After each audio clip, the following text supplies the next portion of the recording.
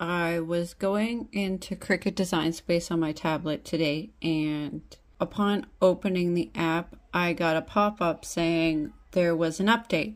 So I quickly opened the Play Store and updated the Cricut Design Space app, and they finally did it. They added the Create Sticker option for the tablets. Now people with tablets can use this feature too, not just desktop. All you have to do to make stickers with Create Sticker in Cricut Design Space, pick whatever image, words, saying that you want to use.